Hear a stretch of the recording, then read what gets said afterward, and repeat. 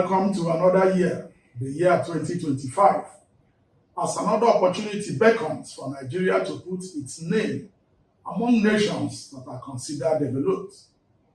I deliberately use the word developed because there is this misconception about what true development entails.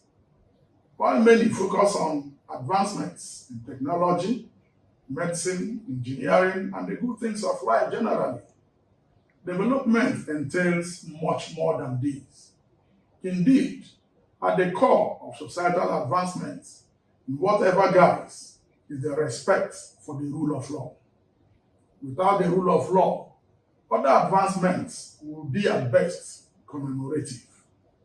Imagine having the best of innovations without certainty of life, liberty, and fundamental freedoms. Today, the United States is seen as the leader and enforcer of the free world, a bastion of liberty and an innovative space, deserving the adoration of all. But at the core of their national and individual existence is a philosophy which they hold dear and which is a central part of the declaration of their independence. Thus, quote, "We hold these truths to be self-evident, that all men are created equal, that they are endowed by their Creator with certain inalienable rights, that among these are life, liberty, and the pursuit of happiness." End of quote. This quote has been credited to Thomas Jefferson, the third president of the US. Would the US amount to anything without the rule of law and the equality of all before the law? I dare ask. So, true development starts with an understanding and insistence on being subject to the law in every circumstance. A situation as we see in Nigeria today, where there is selective application of the law, negates every aspiration to development. As long as infringement of the law is not identified, prosecuted to the end, and punished, we will keep dreaming of El Dorado. As long as corruption is viewed from the lens of political affiliation, tribe, or religion, then we don't yet have a nation. As long as leaders commit infractions and carry on as if nothing happened, development is not in sight.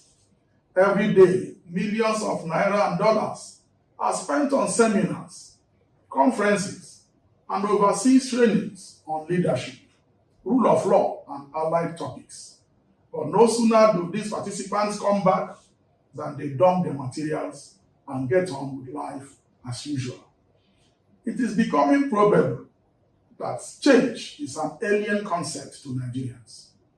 It is a national malaise. Imagine things as simple as obeying traffic lights, or driving on the proper lane of the road, or even to apologize when they do or commit a clear wrong.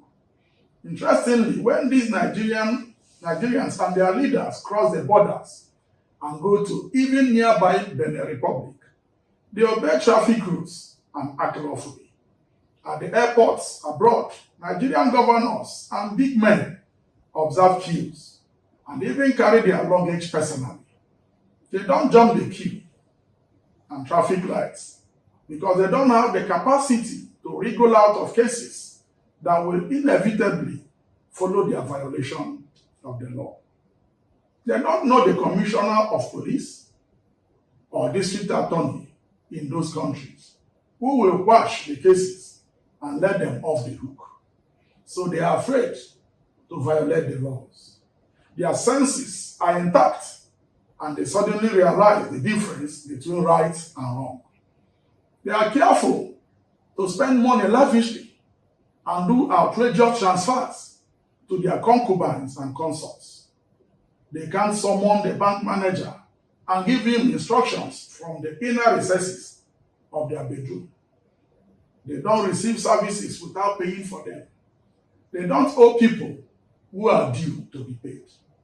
They walk in awe of the law and its ability to curtail their excesses, which includes depriving them of their liberty, even if for a short time. They fear the law And to think that these same people come into the country and throw caution to the wind, doing all sorts of things, beats the imagination. How did these other nations develop systems that resist undue influence, bribery, and generally stand the test of time? As we look into the new year, let's all spare time to think about these anomalies and proffer solutions to our country's woes. We welcome your views. I wish you all a happy and prosperous 2025. Follow us on all our socials at Zarephath Page. Like, comment, and share. My name remains Ben Abraham, and this is Criminal Justice Focus. Thank you.